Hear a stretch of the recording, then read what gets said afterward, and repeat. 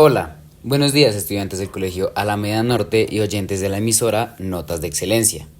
El día de hoy estoy junto a Ángel Gabriel Vargas Muñoz, Alejandro Cáceres Ayec, Santiago Pinzón Julio y Jerónimo Alejandro Niño Ruiz.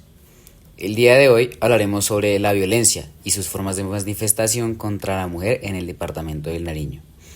Hablaremos de este tema y sus características, como por ejemplo la violencia física, psicológica, económica, negligencia o violencia intrafamiliar, entre otras.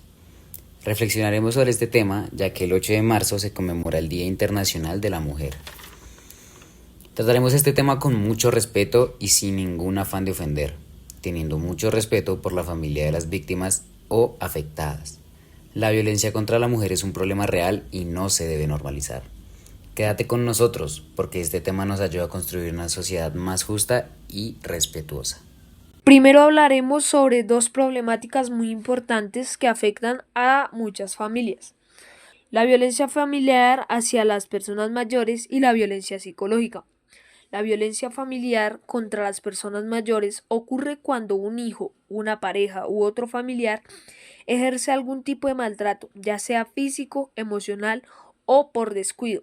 Este tipo de violencia puede manifestarse de diferentes maneras, por ejemplo, a través de empujones, golpes o cualquier agresión física.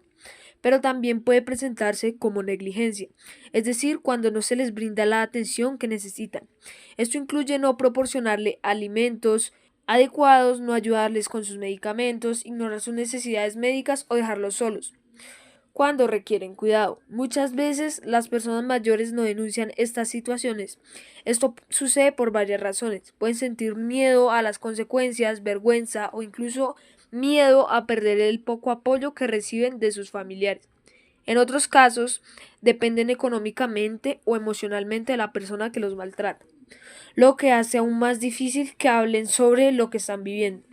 Por otro lado, también tenemos la violencia psicológica, que aunque no deja marcas visibles en el cuerpo, puede causar un daño muy profundo en la mente y las emociones de las personas. Este tipo de violencia ocurre cuando alguien es constantemente humillado, insultado, ridiculizado o amenazado.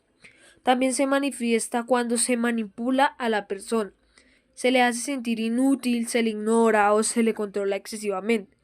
La violencia psicológica puede afectar seriamente la autoestima, provocar ansiedad, tristeza, miedo y aislamiento.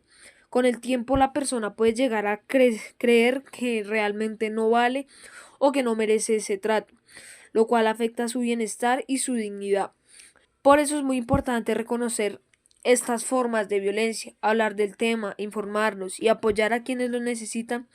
Es muy importante para prevenir estas situaciones. Todas las personas, especialmente los adultos mayores, merecen vivir con respeto, cuidado, dignidad dentro de su familia y en la sociedad.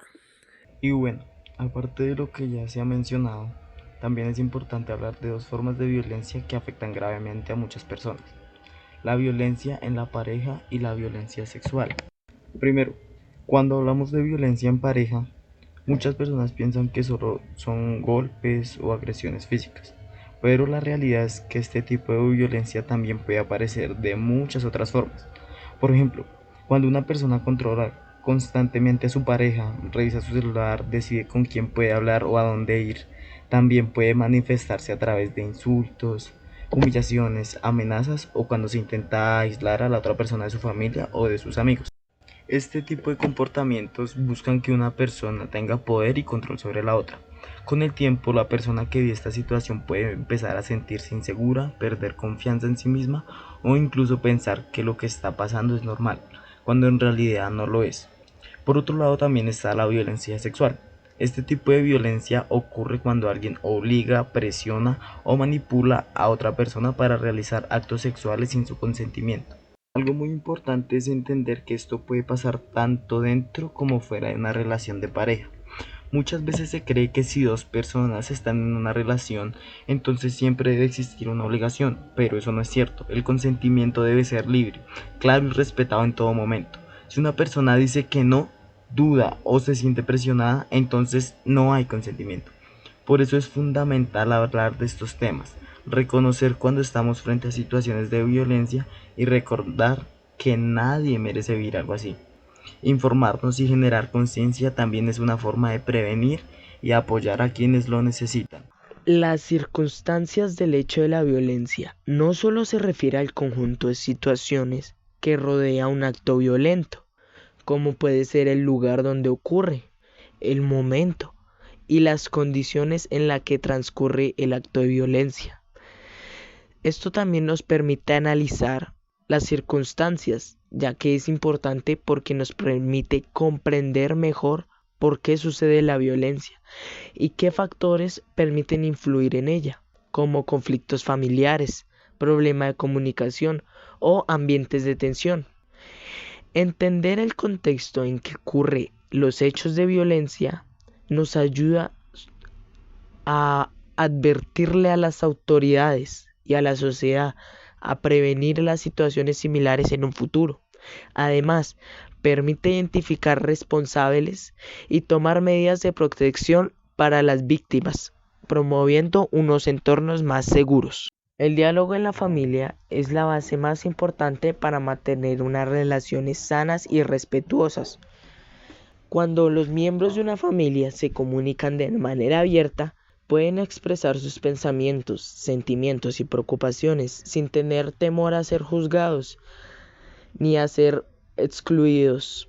Esto permite comprender mejor a los demás y evitar muchos conflictos que sugieren la falta de comunicación.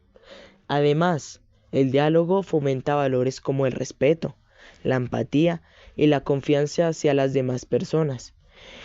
En una familia donde se habla y se escucha con atención, los problemas no se ignoran ni se resuelven con la violencia, sino con acuerdos y comprensión.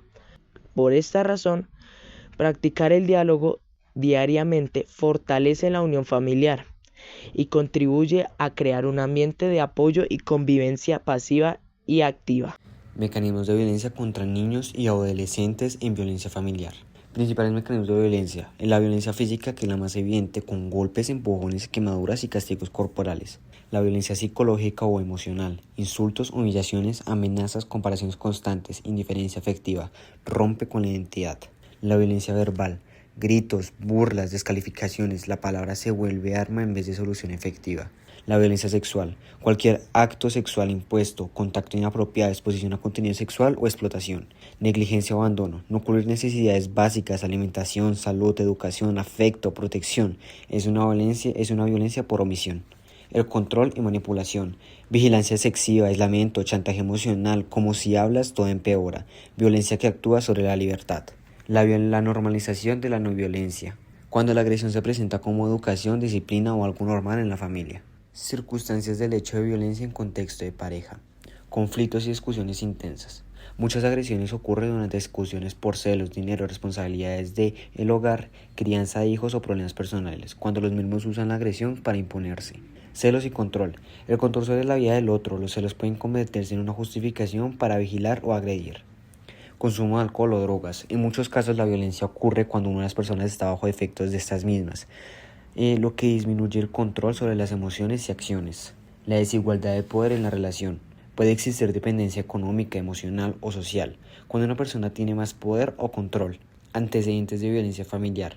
Personas que crecieron en hogares donde la violencia era algo común y pueden producir estos patrones en sus relaciones. Separación o intento de ruptura. Muchas agresiones ocurren cuando una persona intenta terminar la relación, ya que el abandono puede provocar amenazas y agresiones. Para concluir, es importante recordar que la violencia contra la mujer es un problema real que sigue afectando a muchas familias y comunidades, incluyendo el departamento del Nariño. Esta violencia no solo se manifiesta de forma sexual, física, psicológica, económica. Se manifiesta incluso dentro del entorno familiar, donde muchas veces se normaliza o se oculta por miedo. A lo largo de este trabajo pudimos reconocer que estos casos no deben verse como algo normal ni como un asunto privado, porque en realidad afectan la dignidad, la salud y la vida de las víctimas.